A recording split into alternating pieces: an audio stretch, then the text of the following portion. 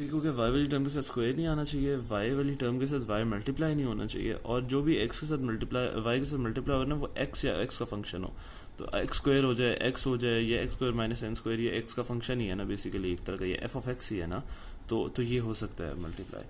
ठीक है, तब भी इक्वेशन लीनियर रहेगी।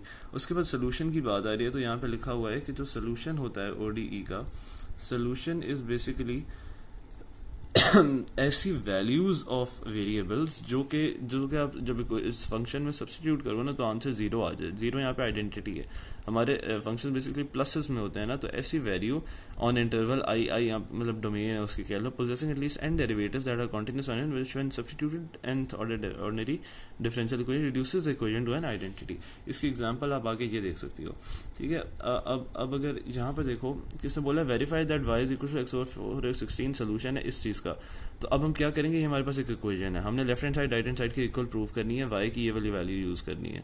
अब हम क्या करेंगे, लेफ्ट हैंड साइड का डेरिवेटिव लेंगे, हमारे पास dy ओवर dx का डेरिवेटिव आ जाएगा हमारे पास, सॉरी किधर है, ये हम पहले y लेंगे, y की वैल्यू x4 ओवर 16 में से दे दिया है, y का अगर मैं डेरिवेटिव ले लूँ यानी ये वाली चीज़, तो इसका डेरिवेटिव क्या होगा 1 over 4x cube, simple derivative लिया है। ठीक है, अब ये चीज़ मेरे लेफ्ट हैंड साइड आ गया, मैंने राइट हैंड साइड प्रूव करनी है, ये क्वेश्चन गलत है, यहाँ पे x भी आता है। ठीक है, जब ये आ गया y की वैल्यू पुट करो 1 ओवर 2 है ना पावर, तो ये x स्क्वायर ओवर 4 आ जाएगा, x multiply by x square over 4x cube over 4, यानी ये दोनों बिल्कुल left hand side right hand side की इक्वल है। हमने कहा कि ये चीज़ वो है वैलिड है। अब अगर मैं इसको इधर ले जाऊँ ये माइनस टाइम आ जाएगा, d y over d x minus x y 1 over 2, तो अब y की वैल्यू पे d y over d x क्या है एक्स क्यूब ओवर 4, और एक्स वाई 1 ओवर 2 क्या है एक्स क्यूब ओवर 4, यानी x cube over 4 minus x cube over 4 is equal to 0, यानी y की जो वैल्यू सल्यूट पुट की उससे सोल्यूशन मतलब आइडेंटिटी आ रही है, जीरो आ रहा है, तो ये बेसिकली क्या है सोल्यूशन है, ये वेरिफिकेशन होगी हमारी सोल्यूशन की। ठीक है, अगेन उसने यही कहा कि इसको हम ट्रिवियल सोल्यूशन भी कह सकते हैं। सॉरी, ट्रिवियल सोल्यूशन क्या होगा मेरा, एक वो सोल्यूशन आ गया। ट्रिवियल सोल्यूशन मेरा ये भी एग्जिस्ट कर सकता है, तुम देखो अगर मैं यहाँ पे y की वैल्यू जीरो कर दूँ तो x वाली टर्म भी जीरो हो जाएगी, ये पूरी टर्म जीरो होगी, और अगर मैं इधर भी y की वैल्यू जीरो कर दूँ तो derivative of constant is zero, right, तो ये जीरो माइनस जीरो जीरो हो जाएगा, यानी this is also trivial solution. Trivial solution क्या होता है, जो बिल्कुल ऑब्वियस हो, तो अगर हम जीरो पुट कर दें तो हमारे पास ये पूरी टर्म जीरो हो जाएगी, तो that will be a trivial solution.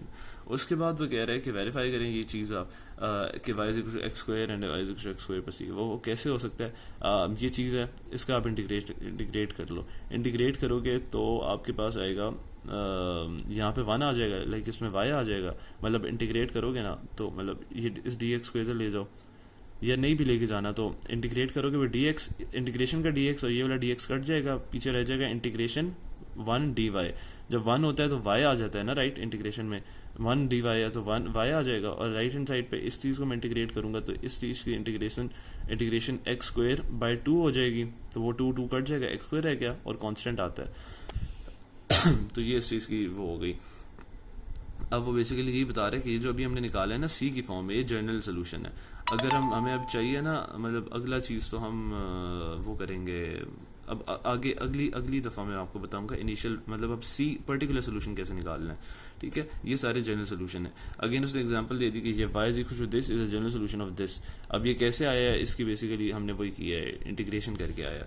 ठीक हो गया, पर्टिकुलर सोल्यूशन। हाँ, अब ये बेसिकली अब हमें पर्टिकुलर सोल्यूशन की टाइप बता रहे हैं कि अगर सी की कोई वैल्यू होती ना, सी इज इक्वल टू 2, तो ये पर्टिकुलर सोल्यूशन कहलाता। अभी जब सी की वैल्यू नहीं है तो ये जनरल सोल्यूशन है। इसी तरह इसने इधर भी कॉन्स्टेंट्स की जो वैल्यू दे दी है तो उसको पर्टिकुलर सोल्यूशन कहा, वरना ये जनरल सोल्यूशन है।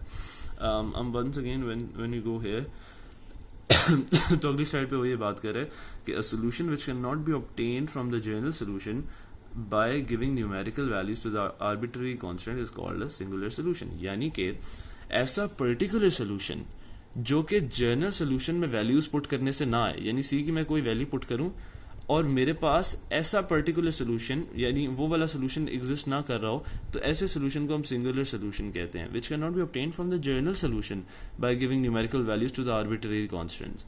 ठीक है, तो ऐसे सोल्यूशन को हम क्या कहते हैं, सिंगुलर सोल्यूशन कहते हैं। अब उसने ये एग्जांपल दी है कि यहाँ पे y is equal to this term है, इसका सोल्यूशन है, लाइक इसको हम इंटीग्रेट करेंगे तो हमारे पास y is equal to c x plus c square आ जाएगा। ठीक हो गया, अब उसने हमें पर्टिकुलर सोल्यूशन भी दे दिया 2 की वैल्यू।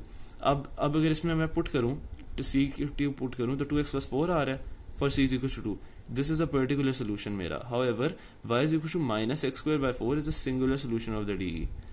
मतलब कि ये चीज़ पुट करने से ये चीज़ नहीं आ रही मेरे पास. लाइक एक मिनट अगर मैं y के अंदर x की कोई भी वैल्यू पुट करूं, या मैंने कोई भी आर्बिट्री सोल्यूशन पुट किया है, 2x प्लस 4 आया मेरे पास x स्क्वायर बाय 4 नहीं आया. यानी इसके अंदर ये जो जनरल सोल्यूशन है, इसके अंदर x की वैल्यूज पुट या c की वैल्यूज पुट करने से मेरे पास ये चीज़ नहीं आ रही. लेकिन हमें पता है कि ये इसका सोल्यूशन है. ये वेरीफाई करने के लिए मैम ने बोला है, वो मैं आपको बाद में करा दूंगा. लेकिन आप सिर्फ अभी पॉइंट समझो कि जो सोल्यूशन जनरल सोल्यूशन में पुट करने से ना आए, ये एक सोल्यूशन है इसका, हमने इसको अज्यूम कर लो.